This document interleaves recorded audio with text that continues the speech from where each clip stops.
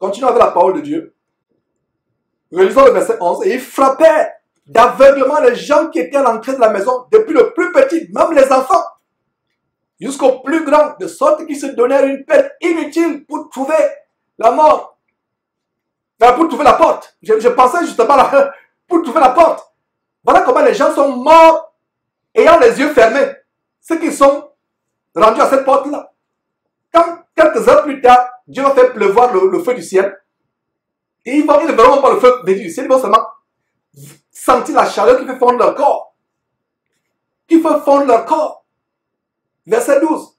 Les hommes dirent à Lot, qu'as-tu encore ici? Gendre, fils et filles, et tout ce qui t'appartient dans la ville, fais-les sortir. Donc, tout ce qui était dans la ville, qui appartenait à Lot, les anges dirent à Lot, fais-les sortir. Verset 13. Car nous avons détruit ce lieu, parce que le cri contre ses habitants est grand devant l'Éternel. Comme je disais samedi passé, quand une ville a atteint un niveau élevé de péché, comme c'est le cas de Tel Aviv en Israël, qui est devenue la capitale mondiale de la sodomie, de la bestialité, le cri des abominations de cette ville s'élève contre Dieu. Car nous avons détruit ce lieu, parce que le cri contre les habitants est grand devant l'Éternel. L'Éternel nous envoyait pour le détruire. Voilà la révélation au verset 13. Genèse chapitre 19, verset 13. Qu'ils avaient été envoyés par Dieu pour détruire la ville. Verset 14. Lot sortit et parla à ses gendres qui avaient pris ses filles. Donc, Lot a deux filles vierges qui sont dans la maison. Il y a d'autres filles qui sont à l'extérieur de la maison, qui sont déjà mariées, et ces hommes sont les beaux-fils. Quand vous lisez genre ici, c'est beaux-fils. Beaux-fils de Lot. Donc, Lot sort. Est-ce que Lot pouvait sortir quand il y avait cette fourmilière de sodomie devant la porte? Pas du tout. Mais ils ont été frappés d'aveuglement. Malgré le fait qu'ils se donnaient la peine pour trouver la porte, finalement, ils sont dispersés. C'est ainsi que Lot peut sortir tranquillement. Lot sort pour parler à ses gendres qui avaient épousé ses filles. Il a dit, levez-vous. Lot devient subitement grand prédicateur. Lot dit, levez-vous, dit-il, sortez de ce lieu, car l'Éternel va détruire la ville. Voilà le message que Lot aurait dû donner depuis des années, depuis le premier jour où ces gendres sont pointés dans sa maison pour demander la main de leur fille. Lot n'avait pas la réputation d'un prédicateur. Lot avait la réputation d'un affairiste qui est venu pour s'engraisser, pour manger la graisse, la moelle et le miel de Sodome. Et ce n'est pas donc évident qu'il sera l'objet de la moquerie comme on peut voir dans la suite. Mais aux yeux de ces gendres, il parut plaisanter. Je dis souvent aux frères et sœurs, quand vous vous rendez pour la première fois, vous venez de commencer un boulot, ou vous allez à l'université ou dans une école, dans une entreprise ou dans un quartier, vous êtes nouveau dans une entreprise, dans une université, dans un lycée, un collège. Le premier trait de caractère que les collègues dans le travail, les camarades au lycée ou à l'université, les voisins de le quartier, le premier trait de caractère, c'est que vous êtes quelqu'un qui craint Dieu et qui parle de Dieu avec courage. Mais si vous arrivez dans un nouveau quartier, une nouvelle entreprise, une nouvelle société, un nouveau lycée, une nouvelle université, et le premier caractère, c'est quelqu'un qui est un ambianceur, un blagueur, un présenteur. Et 6 mois après, 1 an après, 2 ans après, vous commencez à prêcher la parole. Vous allez être l'objet de mépris, de moquerie. Et ce n'est pas vous seulement, ce n'est pas de vous seulement qu'on se moque. Vous faites qu'on se moque aussi de Dieu et de Jésus-Christ. Montrez votre empreinte spirituelle le premier jour que vous arrivez dans un endroit. Vous entrez dans une belle famille pour épouser la fille de cette famille. Pour la première fois, il faut que les beaux-parents sachent que dès le premier jour où ils vous ont vu, c'est les paroles de prédication qui sortent de votre bouche. Vous allez dans cette société nouvelle. Les premières paroles, c'est les paroles d'un prédicateur. Donnez vos marques dès le premier contact. Regardez Lot. Aujourd'hui, Lot prêche la parole à ses gens. Dieu va détruire la ville. Repentez-vous. Sortez. Dieu va détruire la ville. Les gens n'ont dit, papa, tu sais quoi? Est-ce que tu vas encore le meilleur vin qu'on t'apporte souvent chaque dimanche là? Est-ce que tu vas encore le... Non, reste tranquille. Mange, papa, mange. Fais l'argent, reste tranquille. Mais à leurs yeux, aux yeux des anges, aux yeux des gens, des beaux-fils, aux yeux des gendres, de ces gendres, beaux-fils, il parut quoi? Plaisanter. Regardez comment le juste Lot. On a vu tout à l'heure comment Pierre parle du juste Lot. Voilà comment le juste Lot, pourtant détestant le péché, qui paraît comme un rigolo, comme un plaisanteur. Oh, chrétien, combien de fois as-tu parlé comme un plaisanteur au rigolo, aux gens à qui tu prêches la parole de Dieu? Après que tu leur as montré une vie de plaisanteur, quand vous allez dans une fête, c'est toi qui sors tous les danses pas possibles, comme si tu t'entraînais avec Beyoncé ou Rihanna. Mais le jour où tu vas vouloir leur donner la parole de Dieu, ils vont se moquer de toi, ils vont dire, s'il te plaît, fais-nous encore les boules de Rihanna que tu sais faire. Laisse-nous la parole de Dieu là. Laissons quelqu'un d'autre te prêcher. Regardez comment, il y a des exemples. Qu'est-ce que vous faites encore dans ces boîtes de nuit, dans ces fêtes abominables? Le chrétien doit se séparer de ces choses. Genèse chapitre 1, verset 2. Dès que Dieu crée l'univers, tel que nous connaissons vous et moi aujourd'hui, il a séparé les ténèbres avec la lumière. Dès le commencement, le premier livre de la Bible, Dieu établissait le standard de nous séparer de tout ce qui est ténébreux. Parce que nous sommes lumière. Séparez-vous, chrétiens. Ne touchez pas ce qui est ténébreux et impur. Parce que si vous vous délectez avec les impies, vous qui avez encore les copines ou les copains dans le monde, vous allez faire les mauvaises choses avec eux ensemble. Le jour où vous allez leur dire, Jésus revient bientôt, on va dire, s'il te plaît, allons faire nos pique-niques, allons en boîte de nuit tranquillement, allons manger tranquillement, allons boire dans le bar tranquillement. Laisse-nous tes histoires là. Voilà comment tu parlais comme un plaisanteur. Quelle leçon à travers cette histoire du verset 14, comment un homme juste pourtant devient un objet de ridicule devant ses beaux-fils. J'imagine, moi mes filles que j'ai, qu'avec mes gendres, si c'est la volonté de Dieu qu'elles se marient plus tard, je suis un rigolo devant mes gendres. Je n'arrive même pas à imaginer un seul instant comment je suis un rigolo, un plaisanteur devant mes gendres. Voilà le grand Lot qui parut plaisanter. Voilà ces gendres qui sont en train de ricaner. En plein visage, ils ricanent en plein visage devant leur beau-père. Regardez. Et je peux conclure sans aucun doute que Lot a le sang de ses gendres sur ses mains.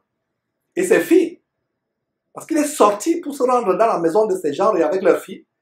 Les gens ont dit non, tu es papa, s'il te plaît. Je ne sais pas, peut-être ton vin va encore t'apporter 40 litres demain. Rentre tranquillement, arrive demain, s'il te plaît. Laisse-nous l'histoire là, ce n'est pas toi. On a entendu par exemple qu'il y a un Abraham quelque part là-bas, peut-être c'est lui qui doit venir nous prêcher. Toi, va tranquillement, va dormir. On a compris, on va réfléchir là-dessus. Dès qu'ils ferment la porte, ils se mettent à ricaner avec leurs filles. Voilà comment les filles, plus tard, quelques heures plus tard, vont fondre par le feu envoyé du ciel. Eux-mêmes vont fondre. Rira bien qu'il ira le dernier. La Bible dit que les derniers temps seront comme au temps de Lot. Ah, ce fou-là de Jésus-Christ, il ne fait que crier. Ah, ah, ce fou-là, il ne fait que crier, il est fou. Il passe le temps à crier. Hein? Qu'il aille s'occuper des choses plus sérieuses. Qu'il trouve un travail, il de venir crier tous les jours. Là. Il n'a rien à faire à longueur de journée. Quand ce jour-là va se manifester, Jésus a dit que ce sera comme au temps de Lot. Les gens se mariaient, mangeaient, avaient leur fête, allaient en boîte de nuit, mariaient leurs filles, se mariaient, se vautaient dans les plaisirs, dans les maisons de joie, ricanaient, se moquaient des prédications comme celles que je suis en train de donner. Ça m'attriste de savoir que les gens de Lot sont moqués de lui. Lot! J'ai dit, papa, reste tranquille, on te connaît. Tu aimes la bonne chair, tu aimes le bon vin.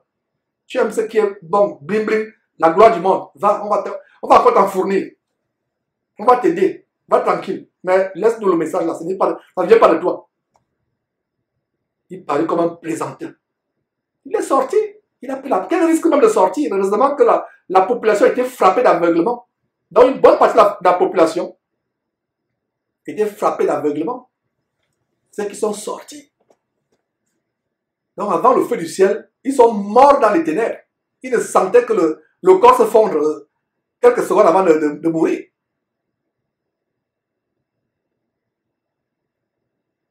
Donc Lot sort, il prend le risque de sortir. Il avertit. C'est là où il commence, c'est là où subitement il devient prédicateur. Prédicateur. Mais comme on dit, le pompier, elle est arrivée tard. L'ambulancier est arrivé tard. Il était déjà tard. Ces gens, ces beaux-fils n'ont pas connu l'autre comme cela. Vous voyez pourquoi? Regardez, peut-être vous avez lu ça plusieurs fois. Il parlait présenter. Vous n'avez pas compris pourquoi il présentait. Non, on ne te connaît pas comme cela. On sait où on te connaît. Allons faire les affaires. Allons signer les contrats. Allons négocier l'achat de 10 000 têtes de bœuf. Des grands bêtes. Voilà comment on te connaît, papa. Nous, venez nous raconter que Dieu va détruire ce lieu.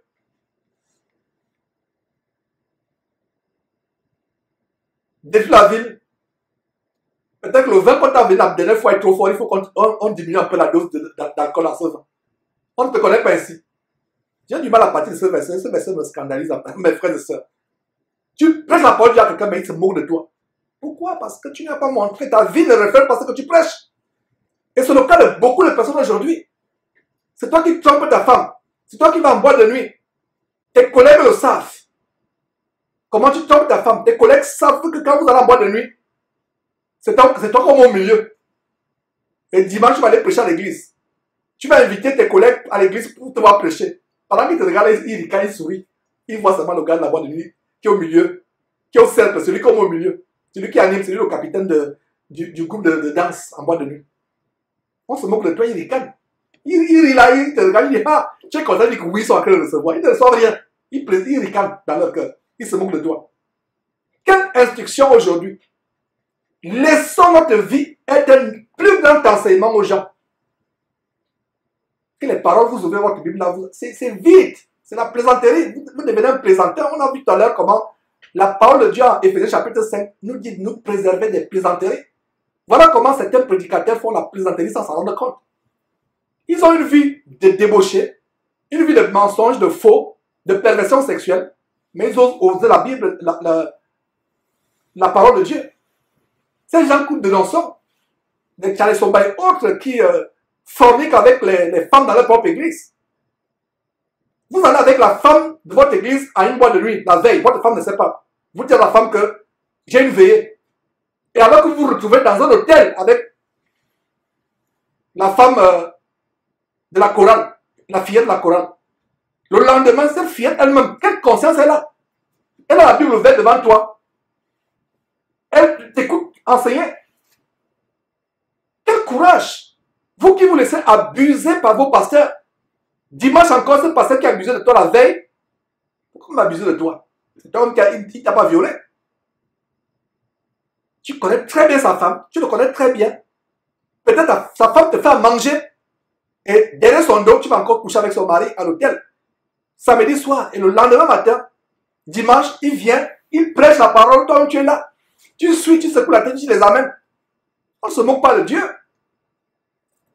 On ne se moque pas de Dieu. Voilà comment des personnes, des prédicateurs, deviennent des plaisanteurs en prêchant la parole de Dieu. Donc, verset 14, terminons. Leur sortie, parlant à ces gens qui avaient pris ses filles, levez-vous, dit-il, sortez de ce lieu, car l'Éternel va détruire la ville.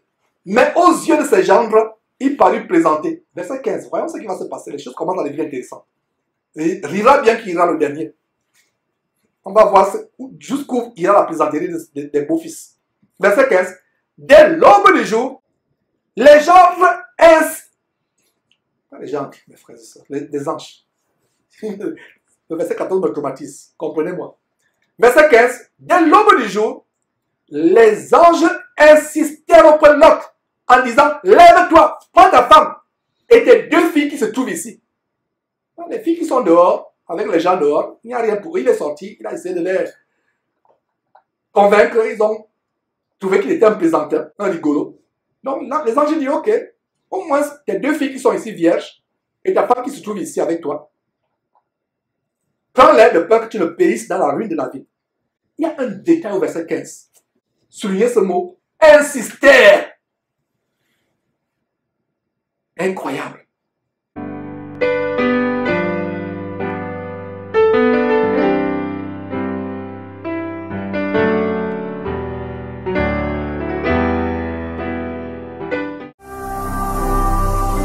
Ne manquez pas de vous abonner à notre chaîne YouTube Jésus-Christ TV, en cliquant sur le bouton s'abonner, juste au bas de la fenêtre de cette vidéo.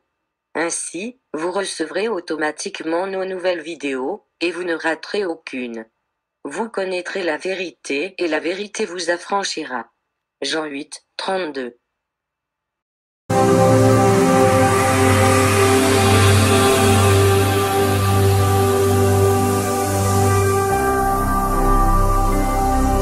Jésus-Christ TV, vous connaîtrez la vérité et la vérité vous affranchira.